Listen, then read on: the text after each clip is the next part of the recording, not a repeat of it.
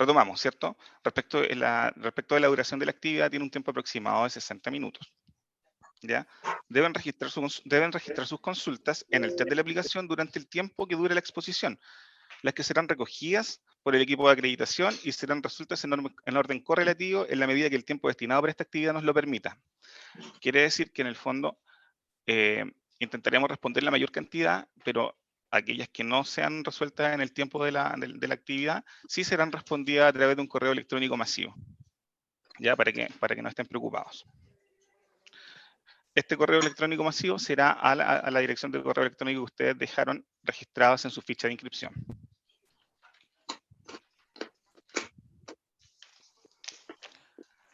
Continuamos, pero antes de comenzar con la exposición misma, contarles que hoy día nos acompaña todo el equipo de acreditación y el equipo de gestión de colaboradores del Departamento de Acreditación de Mejor Niñez.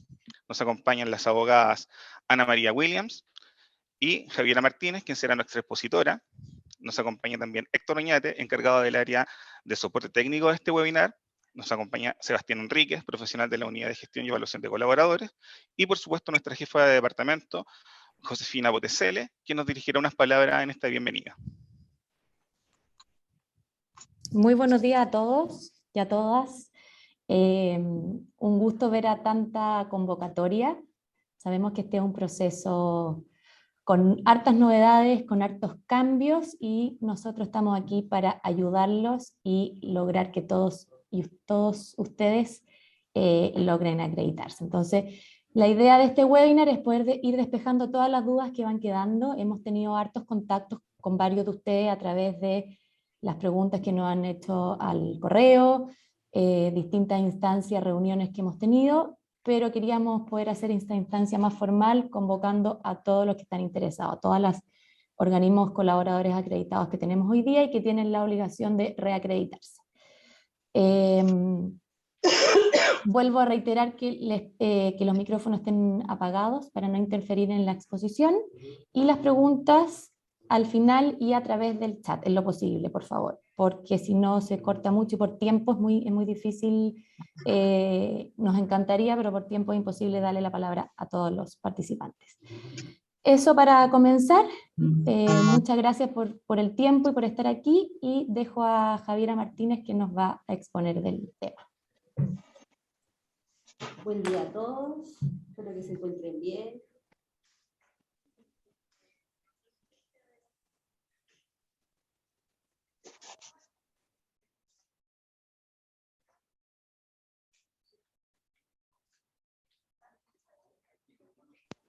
Ahí sí. Ahí sí, sí. Buenos días a todos, como les decía, soy Javiera Martínez. Darle las gracias en el fondo a esta instancia porque estén aquí, la bienvenida, comentarles que desde el servicio tenemos toda la disposición para apoyarlos a todo lo que tiene que ver con este nuevo proceso de acreditación, para que efectivamente podamos seguir cumpliendo el servicio de protección especializada. Voy a pasar a compartir la pantalla para empezar con la presentación.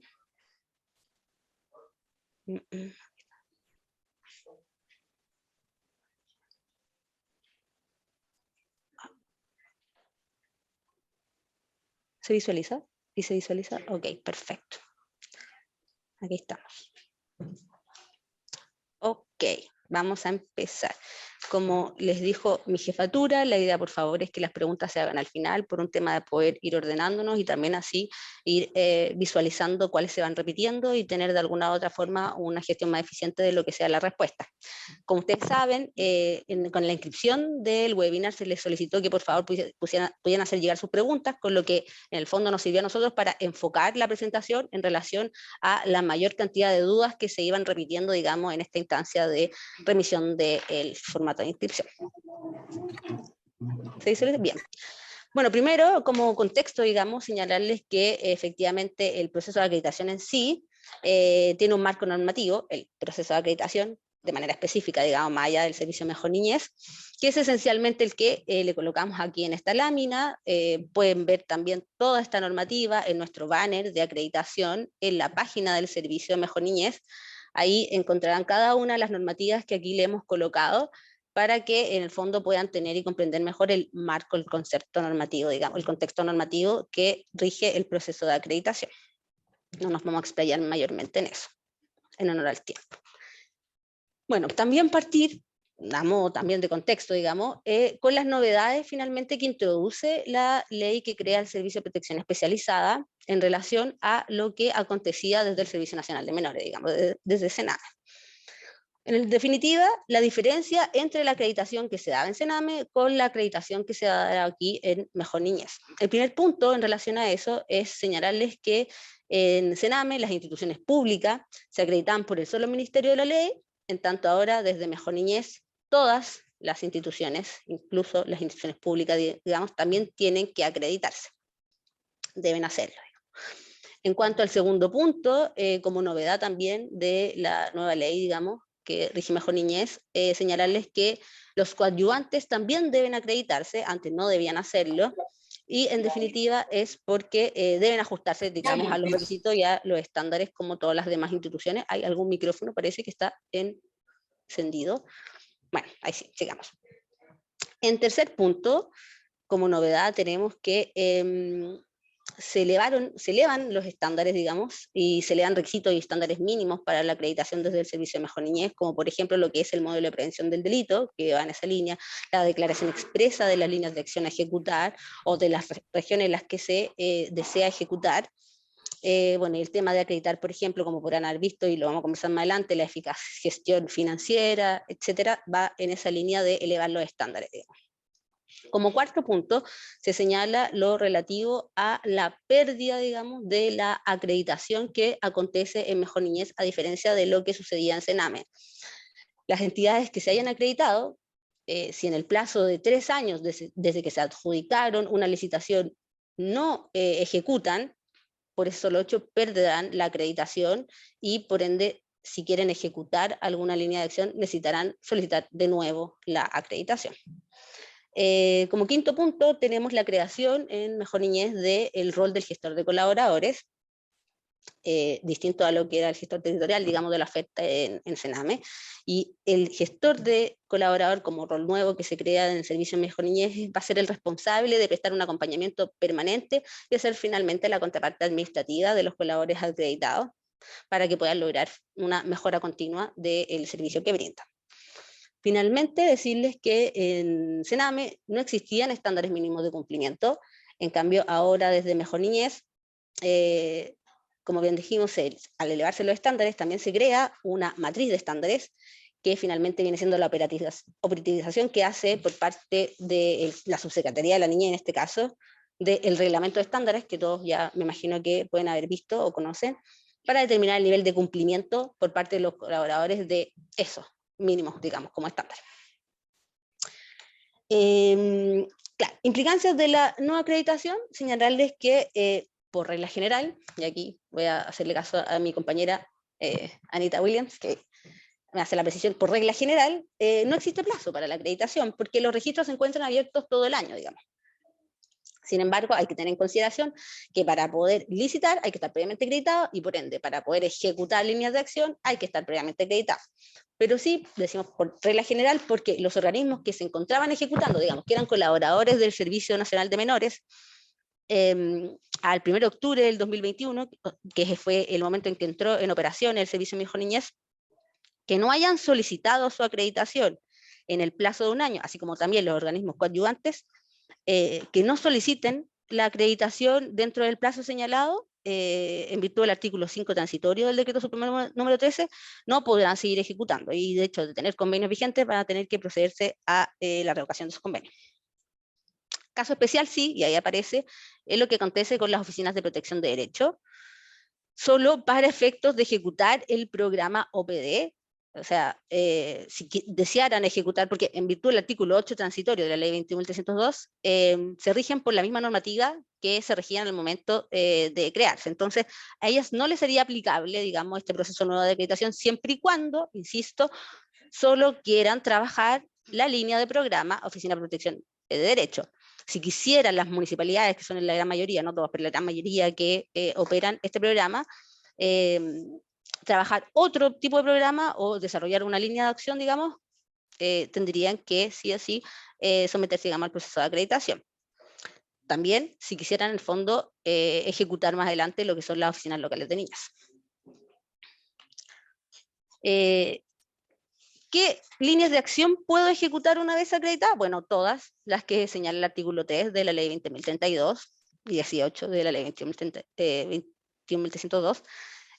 Pero sí hay que hacer la salvedad, o teniendo la consideración que en virtud del artículo 22, los colaboradores que desarrollen la línea de acción diagnóstico especializado y seguimiento de caso o pericia, no pueden ejecutar ninguna otra línea de acción. Por otra parte, también hay que hacer la salvedad que las personas naturales que desean ser colaboradores del servicio solo pueden desarrollar precisamente esa línea de acción, que es diagnóstico especializado o seguimiento de caso.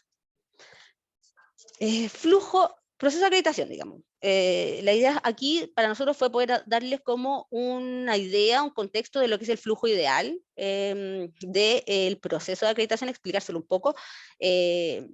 Le decimos flujo ideal porque en la línea que van a ver a continuación no tiene las posibilidades de rechazo y lo que en definitiva genera esas situaciones, pero sí se las vamos a explicar de alguna otra forma, además de que, bueno, ustedes saben que también ya está explicitado en el reglamento y en el manual de acreditación. Pero bueno, decirles en relación al proceso de acreditación que este es un proceso que consta de distintas etapas. Principalmente tenemos la fase de admisibilidad o de examen de forma. Luego también tenemos lo que es el examen de fondo, y en este sentido decirles que en ambas fases, tanto de forma como de fondo, se contempla una etapa de revisión, digamos, de observaciones por parte del servicio, que en caso de contar el expediente con observaciones, se les brindará 5 días de subsanación, digamos, para lo notificado el colaborador o el solicitante de colaborar de esa situación para poder subsanarlo. Bueno, en resumen, digamos, en síntesis, decirle que la fase de análisis de forma, una vez ingresado el expediente a la unidad de acreditación, más allá del servicio, la unidad de acreditación, contamos con 15 días hábiles administrativos para poder hacer este análisis de forma, y luego 20 días hábiles administrativos cuando ya se pasa al análisis de fondo, ambos, como ya dije, con esta fase, digamos, de observación en la que se puede subsanar y continuar con el procedimiento, digamos. Finalmente, otra etapa, la etapa final, digamos, del proceso de acreditación, tiene que ver con la propuesta que se le hace al Consejo de Expertos, que es una entidad que tiene la facultad de revisar nuevamente el expediente y verificar efectivamente si ellos consideran sobre todo lo que tiene que ver con el cumplimiento de estándares, si se ha dado cumplimiento a lo que la normativa espera en el fondo. También, por ejemplo, podría revisar otros temas que tienen que ver con estos sobrevivientes, digamos, al momento en que desde la unidad de acreditación, desde el servicio, se hace la propuesta de acreditación al Consejo de Expertos. Disculpa, Javiera, ¿podrías hablar un poco más lento? Sí, Por perfecto. favor. Ok, gracias. Ya. Ok, bueno, me van diciendo todas esas cosas. Ya, muy bien. Como les decía, luego queríamos más o menos explicarle qué podría acontecer en caso de que se rechace la solicitud de acreditación. Bueno, este rechazo se podría dar en las 3 etapas que ya les mencioné, tanto en el análisis de forma como en el análisis de fondo y en la parte de la revisión del Consejo de Expertos. En la etapa de análisis de forma, el rechazo se puede dar por no acompañar, por ejemplo, toda la documentación solicitada, no hacerlo en los formatos requeridos, como bien lo dice, es de forma, en ese sentido, como, ¿hay alguien que tiene como el micrófono abierto? Gustavo, parece que es Gustavo Alfonsi, de OPD Porvenir. Sí, si pudiese como si... Eso, ya, eso. Nada más, gracias. Bueno, como les decía, el rechazo se puede dar en estas 3 etapas, en el análisis de forma por elementos de forma, evidentemente, y ocurrido este rechazo, digamos, se va a generar la etapa que ya les mencionaba, de notificación al solicitante para que pueda hacer la subsanación, digamos, más que el rechazo, para que la observación en este momento, para que pueda hacer la subsanación, y en caso de no subsanar, finalmente, al ser análisis de forma, se declararía lisa y llanamente, digamos, el desistimiento de la solicitud. En la etapa de análisis de fondo, el rechazo podría provenir ya de temas más sustanciales en relación a lo que la ley en el fondo espera del colaborador acreditado. Por ejemplo, que la persona jurídica tenga fin de lucro, o que la institución pública, digamos, no haya implementado el modelo de prevención del delito, no lo haya aportado el documento, o el que haya aportado no esté acorde a los lineamientos que ha otorgado a su respecto el servicio, o que la persona natural no tenga la expertise necesaria para ejecutar la línea de acción diagnóstico. En el fondo, como yo les digo, son temas más sustanciales que, si bien también se genera finalmente esta etapa de subsanación, de posible subsanación, entendemos que hay cosas que podría no ser factible subsanar esos 5 días. Y ahí hay un tema, pero sí hay que decirles que el proceso en todas las instancias contempla las garantías recursivas correspondientes. Luego está el rechazo que se puede dar en la etapa de revisión del Consejo de Expertos. Como bien ya les adelanté un poco, el Consejo de Expertos tiene la potestad de rechazar una solicitud de acreditación luego de revisar los antecedentes, el expediente, como bien les dije específicamente, el tema del cumplimiento de los estándares. También puede rechazar ya sea porque por causa sobreviniente se haya perdido los requisitos de acreditación, que en algún momento estaban contemplados en la propuesta que se le hizo desde el servicio.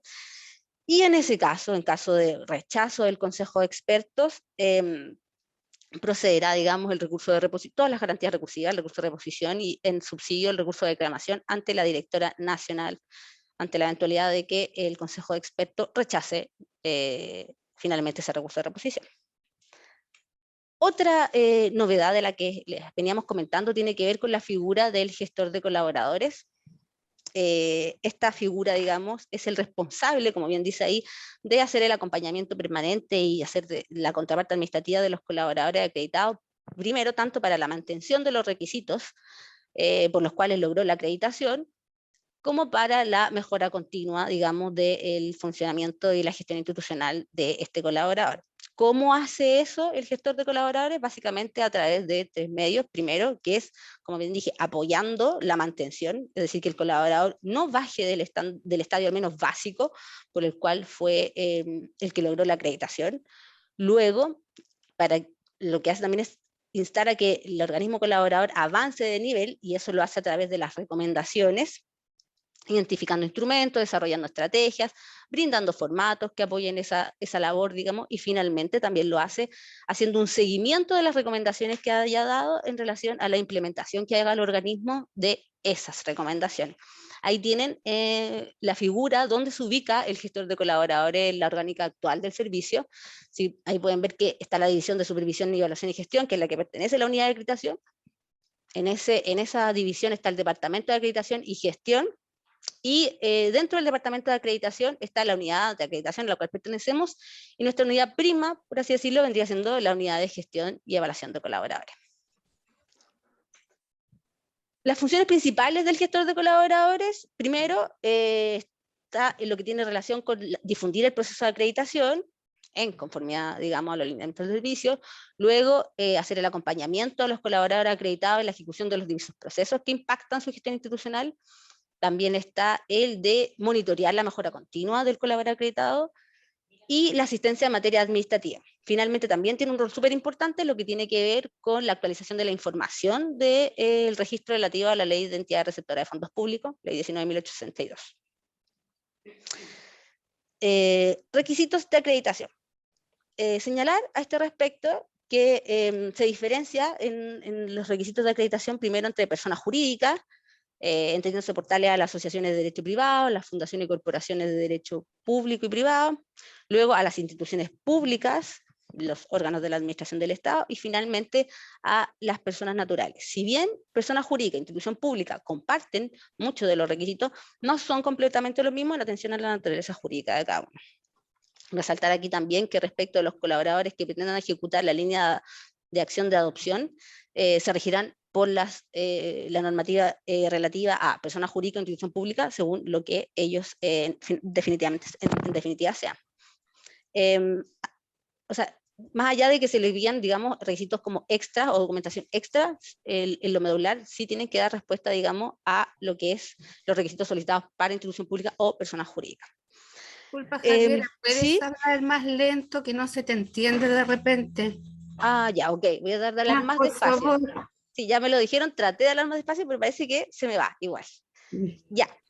En relación, bueno, de los requisitos no nos queremos explayar mucho porque está en la página, en el banner, digamos, de Mejor Niñez. Van a ver, digamos, el manual de acreditación también, que tiene cada requisito con cada documento para acreditarlo. Entonces, más que nada, lo que hicimos ahora en relación a esta presentación fue verificar dentro de las consultas que se nos hicieron llegar en el formato de inscripción, digamos, en el formulario de inscripción, en cuáles se podía repetir alguna duda, alguna inquietud que fuese necesario, digamos, poder como explicarlo un poco más en este momento. Y en ese Javiera, sentido, ¿sí? perdón, Marta, ¿puedes solamente mostrar las dos láminas anteriores donde estaban los requisitos, las condiciones para, digamos, de corrección de los procesos de acreditación? Estimados, Gracias. estimados otro. La otra colaboradores, Sí, es importante. el material que se está presentando va a ser remitido finalmente también en el correo ok. masivo de respuesta. Entonces, cualquier Ok, duda no. lo van a poder chequear y vamos a poder aclarar finalmente.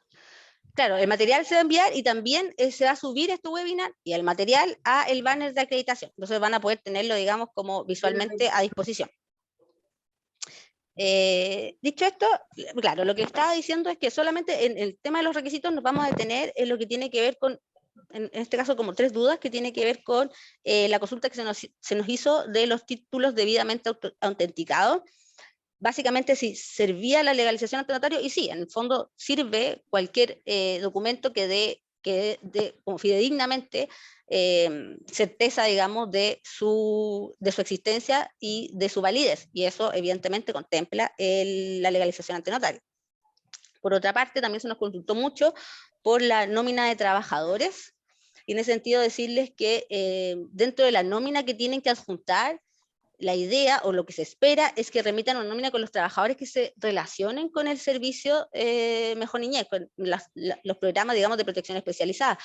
Y evidentemente también como desde la administración, pero no es necesario, digamos, que asocien la nómina o que incorporen la nómina a trabajadores que no tienen relación con el servicio de protección especializada.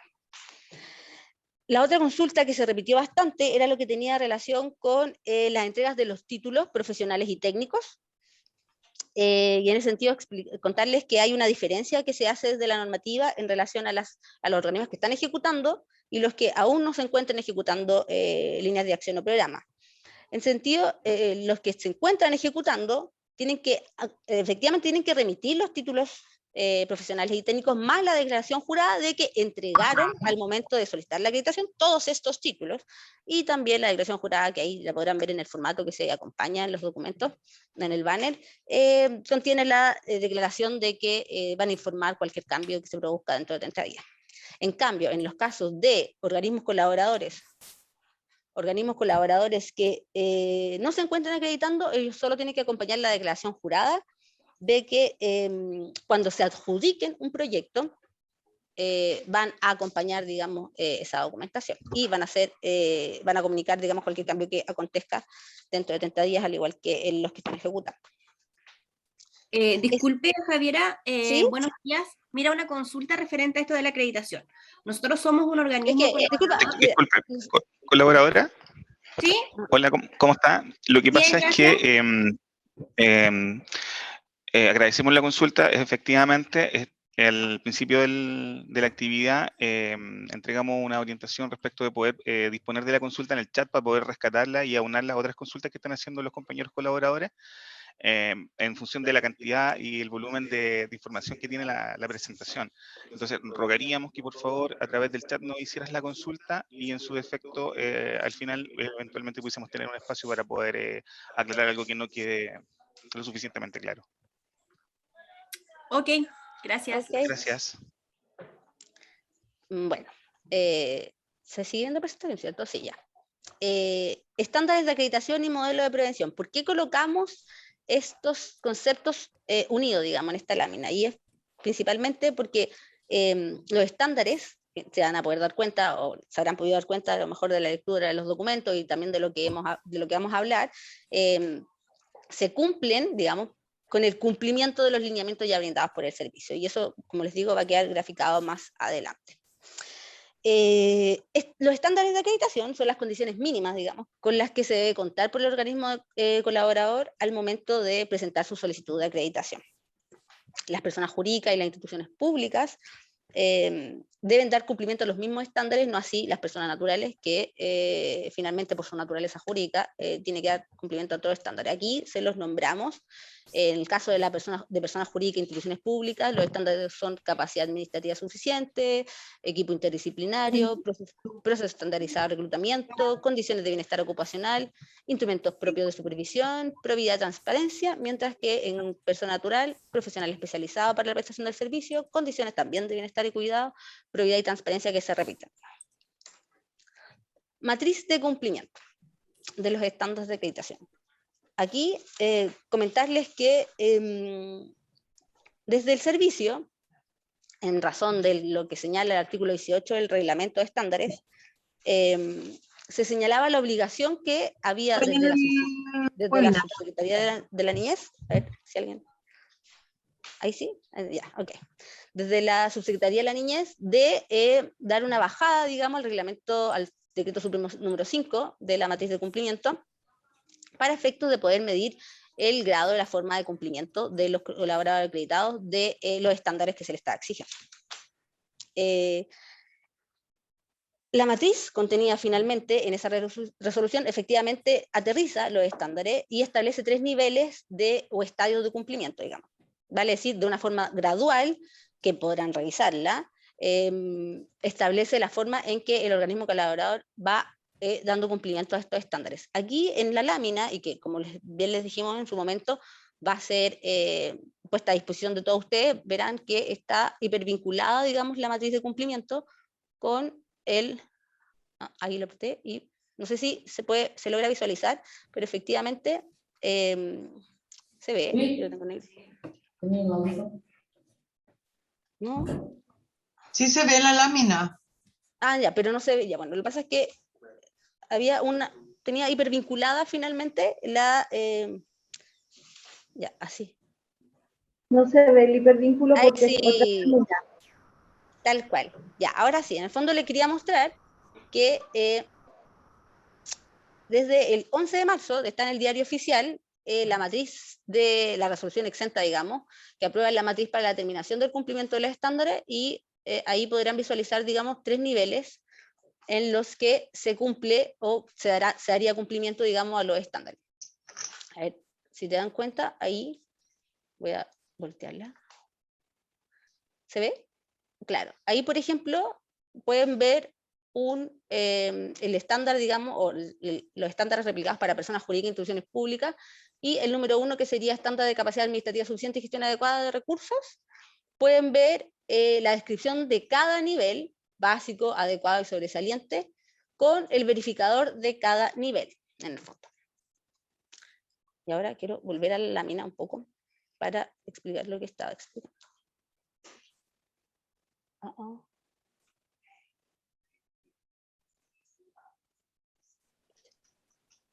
Ya, ahora sí. Ahí estamos.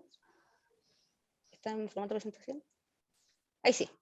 Bueno, como les decía, desde la Subsecretaría de la Niñez se elaboró esta matriz de estándares que hizo un cumplimiento, digamos, gradualizado de los estándares y estableció 3 niveles, digamos, el básico en relación a lo estrictamente suficiente o mínimamente requerido para cumplir con los estándares. Laura, ¿por qué no me regalonea? Luego el estándar adecuado, que en el fondo da cuenta de un cumplimiento más allá de lo exigido en el nivel básico, y finalmente el sobresaliente, que tiene que ver con el cumplimiento ya más avanzado y con elementos adicionales de lo que incluso ya tenía el estándar adecuado. A este respecto, lo que nos importa relevar, más allá de que, como les digo, pueden revisar el material, el documento, la resolución exenta, digamos, tanto en el banner de Mejor Niñez como en el diario oficial, es que desde el servicio, para los efectos de la acreditación, se está solicitando una declaración jurada de que cumplirán estos estándares. No obstante, el cumplimiento básico de estos estándares se satisface en la mayoría con la remisión de los documentos que ya fueron solicitados desde el reglamento de acreditación, luego especificado en el manual de acreditación, por el servicio Mejor Niñez. Es decir, con la documentación que ustedes ya están al tanto, que deben remitir ya se estaría cumpliendo el estándar básico, que es el estándar requerido al momento de acreditarse. No sé si me expliqué bien con ese punto. Bueno, aquí lo que hicimos también dentro de las láminas fue graficarles un poco, como bien les digo, el estándar requerido para acreditarse es el básico. Luego, finalmente, para poder alcanzar los niveles adecuados y sobresalientes, se proyecta el acompañamiento permanente del gestor de colaboradores para que puedan desarrollar los organismos un proceso de mejora continua. Pero como les decía, el estadio, digamos, básico es el requerido para lograr la acreditación. En ese sentido, si pueden visualizar, por ejemplo, y solo un ejemplo, está todo en la lámina, digamos, el básico, que es el que más nos interesa graficar en este momento por lo que les acabamos de señalar, pueden darse cuenta que, por ejemplo, la capacidad administrativa suficiente y la gestión adecuada de recursos, se puede acreditar con el estado de situación bancaria, con no más de 30 días de antigüedad. Ojo que aquí estamos hablando del estadio básico, hay instituciones que incluso ya no están en ese estadio, si ustedes recuerdan, digamos, el reglamento, o van a tener la posibilidad de verlo, los organismos que tengan más de 3 años de existencia tienen que remitir finalmente los estados financieros de los últimos 3 años, los que tengan menos de 3 años tienen que remitir los estados financieros de los años de existencia que tengan, y los que no tienen existencia previa tienen que remitir el estado de situación bancaria con no más de 30 días, y eso vendría siendo, digamos, el cumplimiento básico de eso, o uno de los verificadores. Y bueno, ahí podrán ver otros verificadores de ese estadio, como un cuadro de ingresos y gastos, en caso de que no hayan remitido, digamos, el estado financiero, certificado de cumplimiento de obligaciones laborales previsionales, o formulario F30, como se le conoce, organigrama del solicitante, y verificación, 5, verificación de que el organismo cuenta con centros de costo independientes por proyecto, mantener el solicitante la información actualizada señalada en el artículo 15 de la ley 20.032. Luego, por ejemplo, podrán ver también lo que tiene que ver con el estándar de equipo interdisciplinario o profesional especializado, que viene siendo como el símil en lo que tiene que ver con persona natural de ese mismo estándar. Y ahí podrán ver que en caso de que ya estén ejecutando, la nómina de los profesionales con sus cargos y nombres, digamos, en caso de también la declaración jurada de ante notario que declare que se comprometen a contar con equipos interdisciplinarios y que entregará los títulos autenticados del personal, y hay de informar los cambios. En el caso de persona natural y los demás que se señalan ahí. En el caso de persona natural, en ese aspecto tenemos certificado de título profesional, currículum vitae, certificado de experiencia. En caso de que quiera ejecutar pericia, acompañar el certificado que acredita la correspondiente experticia. Finalmente, es reflejarles que, si se dan cuenta, todos estos requisitos ya estaban siendo solicitados por parte del servicio en los otros documentos que ya conocían. Eso. Y ahí, como les digo, tenemos todos los estándares: proceso estandarizado de reclutamiento personal, condiciones de bienestar ocupacional, señalarles también estándar de instrumentos propios de supervisión y asesoría, estándar de probidad y, por último, estándar de transparencia. Si se dan cuenta, no todos los estándares se ven reflejados en persona natural, y esto tiene que ver con que hay no todos los niveles, se podrán dar cuenta cuando ya revisen la matriz, no todos los niveles o estadios de cumplimiento se van a ver reflejados también en persona natural, y eso se entiende porque en el caso de personas naturales, los estados adecuados y sobresalientes finalmente no existen, ya que el básico implica lo mínimo y a la vez lo máximo requerido por el servicio, es decir, no se puede dar un cumplimiento parcializado y tampoco se puede en el fondo acreditar menos de lo que se espera en esos estándares, digamos. Modelo de prevención del delito. Como ustedes saben, en virtud del artículo 35 de la ley 21.302, solo pueden ser colaboradores acreditados quienes hayan implementado y adoptado modelos de prevención del delito que afecten a niños, niñas y adolescentes y al mal uso de recursos públicos. Es el propio organismo colaborador el que debe, en el fondo, elaborar dicho modelo, siguiendo los lineamientos, evidentemente, otorgados por el servicio en la resolución exenta del número 22, en el 14 de enero del 2022. La idea es que cada organismo puede adecuar finalmente este modelo de prevención del delito a su propia estructura, a sus necesidades y a sus potenciales riesgos en el fondo. La idea es que identifique los procesos, ya sean habituales o esporádicos, es los que, o en cuyo contexto se genera o se incremente la posibilidad de cometer delitos. En términos simples, ahí les damos la definición del modelo de prevención del delito: es un conjunto de herramientas de control preventivo de monitoreo que se ejecutan sobre los procesos o actividades que se encuentran expuestos a los riesgos de comisión de delitos de niñas y adolescentes. La lista de delitos es larga, lo podemos compartir también, pero finalmente ahí se le da algunos ejemplos, como el de maltrato, violación, estupro, facilitación de la prostitución, almacenamiento de material pornográfico, entre otros, así como también los delitos que tienen que ver con mal uso de recursos públicos, como el lavado de activos, la malversación, receptación, etc. Modelo respecto del cual cada persona que se encuentre ligada al organismo debe replicar, digamos, en su quehacer cotidiano, diario de la institución. Bueno, lo importante es que a la hora de solicitar la acreditación, el organismo colaborador debe presentar un documento escrito que contenga su propio modelo de prevención del delito, como bien le dijimos, con los lineamientos que otorga el servicio. Esos lineamientos básicamente son 8, que también pueden revisar, digamos, la documentación que ya se ha aportado, y que en el fondo se entienden como los mínimos a los cuales tiene que apuntar, digamos, el colaborador a la hora de adoptar este modelo. Como bien sale ahí, el lineamiento número 1, digamos, señala procedimiento escrito de contratación de personal. Claro, en el fondo lo que apuntamos es que el proceso de selección,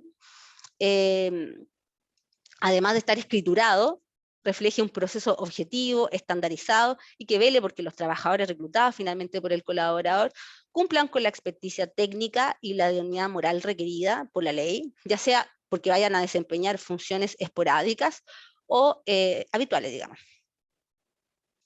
El segundo lineamiento tiene que ver con los planes de inducción y capacitación, que, ojo, aquí también hay que recalcar que se refiere a inducción y capacitación en específico en materia de delitos contra niños y adolescentes y por el mal uso de fondos públicos, ¿ya? Aquí el verificador de los planes de inducción será la declaración primero de compromiso que haga el colaborador a este respecto, y la idea también es que presente un documento con la planificación respecto a las capacitaciones que planea realizar en materia de prevención, especificando, digamos, o en el fondo apuntando a el rol que ejecuta sus distintos trabajadores de la institución. El lineamiento que podrán revisar en la resolución exenta entre ejemplos de temáticas mínimos, en el fondo, a abordar en dichas capacitaciones, como por ejemplo, cómo mantener los límites apropiados entre los niños, cómo reconocer las circunstancias que representan algún riesgo, digamos, de transgresión de límites, cómo responder ante las señales de alerta, etc. La idea es que todos los planes de inducciones deben realizarse al menos una vez cada primer año en que el trabajador ingrese a prestar servicio al colaborador. Lineamiento tercero, tiene que ver con la matriz de riesgo, denominada matriz de riesgo. En realidad son 3 instrumentos los que se espera que se trabajen, digamos, a partir de este lineamiento. Primero, el diagnóstico de funcionamiento, luego la matriz de riesgo propiamente tal, y tercero, el plan trianual de prevención. No sé si iré muy rápido todavía. Bueno. El diagnóstico, importante decir que el primer documento que le señalé, instrumento, perdón, el diagnóstico debe construirse con los insumos internos y externos que cuente el colaborador, como por ejemplo pueden ser los informes de tribunales de familia, los informes de organismos externos, las solicitudes de información que les haga a organismos externos, como por ejemplo la Defensoría de la Niñez, podría ser, también los hallazgos que hagan desde la supervisión técnica. Lo importante aquí es que se recuerde que este diagnóstico en el fondo apunta a el colaborador en general, a la historia del colaborador y no a los proyectos en particular, ¿ya? En cuanto a la matriz propiamente tal, este debe ser un instrumento que permite identificar y cualificar los riesgos asociados al funcionamiento de este colaborador en particular, de manera transversal, digamos, a la organización, y que se configure a partir de las conclusiones del diagnóstico, digamos, acorde, como ya les digo, a la realidad de cada organismo. Luego, el plan trianual de prevención del delito debe estructurarse con los mínimos propuestos, digamos, en el lineamiento en que está contenida la resolución exenta, que son finalmente como por ejemplo las reglas que encuadren el contacto entre el personal y los niños, el contacto entre los niños, las reglas que sean aplicables, digamos, a la población especialmente vulnerable o a quienes requieran cuidados especiales, si la institución ejecuta líneas de acción de cuidado alternativo, incorporar también lo que le sea aplicable en relación a las orientaciones técnicas, digamos, de esa modalidad. Y es importante mencionar que este plan tiene que ser ejecutado, monitoreado, actualizado por la figura del responsable de prevención del delito, que es alguien que vamos a hablar en el lineamiento siguiente. Y esta matriz también es importante señalar que debe ser actualizada, ya que se contempla como un plan trianual, por lo tanto debe ser al menos revisada cada 3 años. Como cuarto lineamiento se señala el de la figura del responsable de prevención del delito y el comité de prevención. El responsable de prevención del delito es, o será, o pueden ser más de uno, depende de cada institución, quien debe implementar el modelo de prevención y se asegure el cumplimiento en relación a los lineamientos brindados por el servicio.